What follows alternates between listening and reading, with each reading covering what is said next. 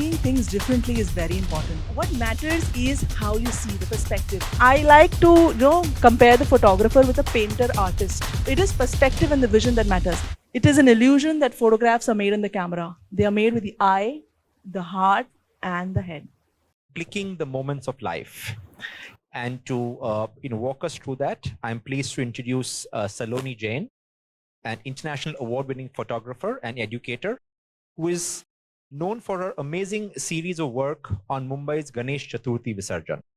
She's the only photographer who got selected from India to exhibit her work at the DFP's International Exhibition 2022, which had 41 photographers from 14 countries showcasing their photographs on the theme community. It's with great pride that her photograph, Strength in Unity, won the People's Choice Award.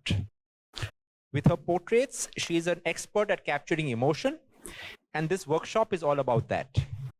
She's coached more than 1,000 students worldwide, ranging from 6 years old to 70 years old, and she helps them to see things from a different perspective. Known for her street and travel photography, Salonee believes that it's not the camera, but the photographer that counts. So with that, there's a short AV that we're going to play to introduce Salonee's work, post which I will invite Salonee on stage. Can we have the AV, please?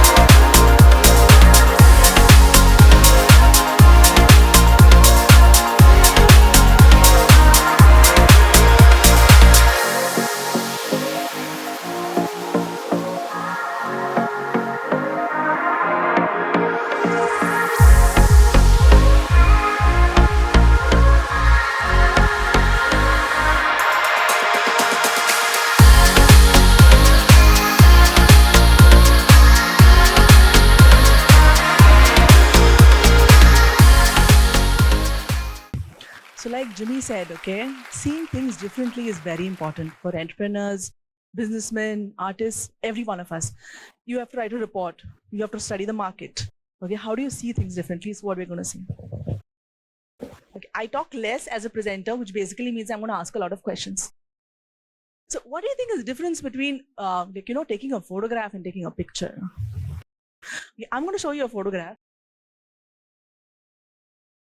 So this is a photograph wherein, anyone can say goodbye to the Ganpati at Visarjan. So Ganpati Visarjan in Mumbai, at the time of sunset, you have beautiful hues in the sky. It's beautiful. This day, it was dull. It was cloudy. It was gray and it was raining. And suddenly I see that dog sitting over there. And he looks like he's saying bye to the Ganpati. So what matters is how you see the perspective, the vision, the framing, like you rightly said. So what makes the difference are the three musketeers, as I call them. The light, the photographer, and the composition. So in terms of light, you have to see the direction of the light. So like your front light, in front light, everything is clear. All the details are visible. Generally, it's used for products, group photographs, because everyone wants to look good, in the photograph. This is my favorite, side light. If you want to be very creative in your photography, see that the light is from the side. Now, what you need to remember over here is when I talk about the directions of light, it is not the direction in terms of you as a photographer, but the direction on the subject. So front light is light falling on the subject and not light falling on you. Backlight.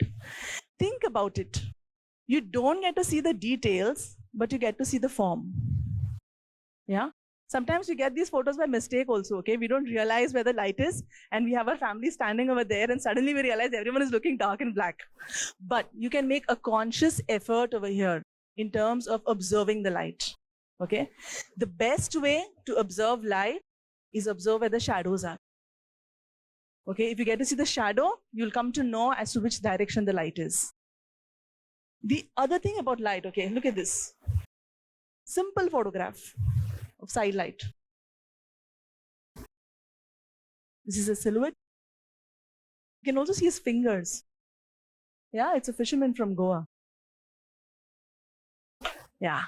This is one photograph, Parvez, which I clicked along with your photographers at R&D.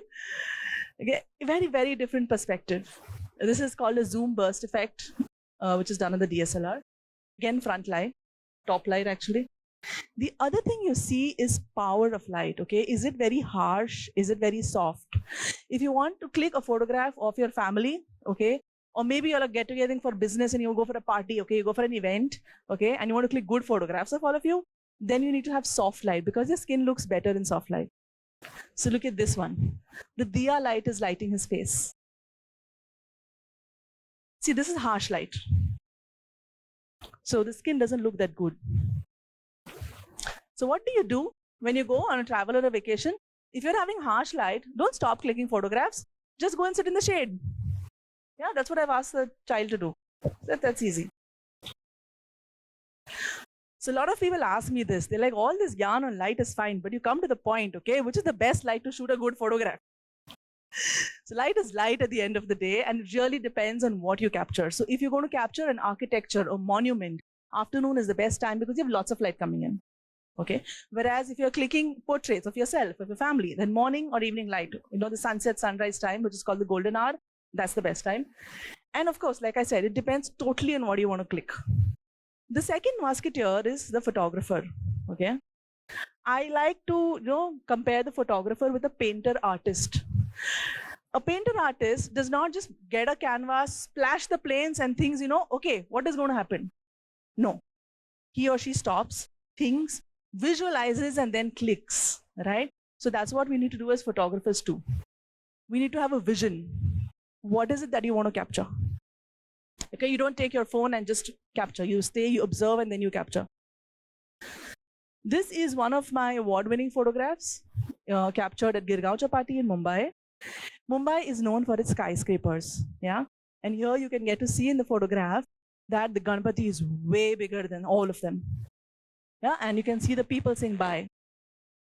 So it is perspective and the vision that matters. Now, the story behind this photo is I visualized this photograph 1 year before I clicked it. Okay, so I was there, I waited, I saw, and I was like, next year I want this photo. This is also another similar photograph. So I've been capturing the Ganesh Visarjan like for 5-6 years. And after 6 years down the line, I realized I don't have a single photograph of Lal Bagh Cha Raja. So I went so that day I didn't shoot anything else. I went at 7 o'clock in the morning at Shroff building at Lal Bagh, stood there and waited till 4:30 in the evening, doing nothing but waiting for Lal Bagh Ka Raja to come. So this again is a zoom burst effect, one of my favorite ones. Again, a photograph which I decided this is what I'm going to click next year. Because when you want to click a good photograph, okay, you need to be there first. You can't wait for the moment to happen and run to click it. You should know what should happen. Okay. The third is perspective. 82% of photographs look the same because they're clicked at the human level. Okay. So you need to imagine, how about you being a baby? Okay, you get down on your knees and click a photo. So tomorrow, if you're clicking a photograph of your 8-year-old, 6-year-old, you go down to their level. Yeah. How about looking from the building top, like how you see the drone photographs? Or just going flat down on the road, okay? I do that at times and my family totally disowns me. They're like, we don't know you. So this is from the building top. Okay, this is the Dahi Handi happening at Dadar. This is going really low to click a photograph. This is again really low. This is the Chikkar cow, which happens in Goa. When the wave comes, you just have to click and take your camera on top. Otherwise, your DSLR will get into the water. And this is here, I'm standing in at least waist level water. So you have to be very careful in terms of, standing steady. Coming to the composition, okay, we said that there are 3 musketeers. First being light, second photographer. We spoke about perspective and vision. And third is composition. Now, I have a question here. Is composition what you choose to include in the four corners when you on your phone camera or your DSLR? Or is it something more? Anyone? There are no right or wrong answers. Okay. So it is not just what you include, okay, but it is also what you exclude, which is important. You'll see many things. So you have to take a decision what you want to include and what you want to exclude in the frame. So any composition has two key components, subject and background. Everyone knows subject is important. So I'll come to the background. This is very, very important. Okay, this is an example which I give to my 6 to 8 year old kids. They love Virat Kohli. And they're like, come on, imagine Virat Kohli on a Juhu beach and MC Jain has forgotten to clean the beach. Okay, how will the photograph look? So whenever you click a photograph, see that you have a nice clean background. It's very easy. Okay, all my photographer friends can tell you that it's difficult to, it'll take longer time to do in Photoshop. Okay, if there is a plastic, lift it. If you're clicking a photograph at home, there'll be a towel lying there, pick it up. Okay, see that you have beautiful backgrounds with you. That is what, creates the magic. So like if you see all these photographs over here, okay, the photographers have taken care of the background, being very nice and clean.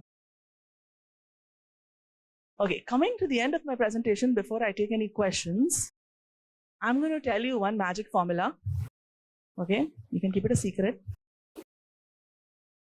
Observe, observe, observe, and then you click the shutter. Observe the light, observe the background, observe what is happening. Keep your ears open, listen to what people are talking. Okay, so that will give you a fair idea as to what is going to happen next.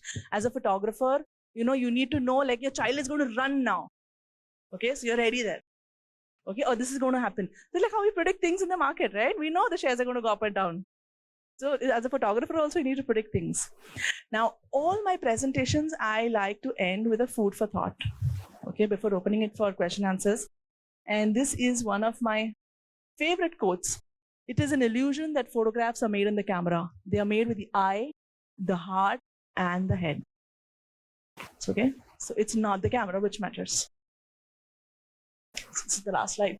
This is all what I do. Any questions? Anything? Yes. Very less, very less. So when you're clicking a photograph, it's best you get your composition framing right while clicking it itself. Very little. So in terms of contrast, brightness, colors, that too, because the resolution of your camera, the laptop is different. So you need to adjust it now. Or maybe a mobile phone. Mobile phone is good. See, the key is, what the point I'm trying to drive here is that the key is in observing things. So rather than you being busy with the camera, it's easier if you learning, seeing light, observing things, and then you can always go for a camera. Yes, it has to be one. I will say first you observe light, okay, and try to capture emotions. Sometimes photographs, even if they break all the rules of photography, if you're able to communicate the emotion, no, it's a class. Let the photograph do the talking. Third is be you. All of us are amazing photographers, but something which you can bring to the table, no one else can. So that'll be the thing.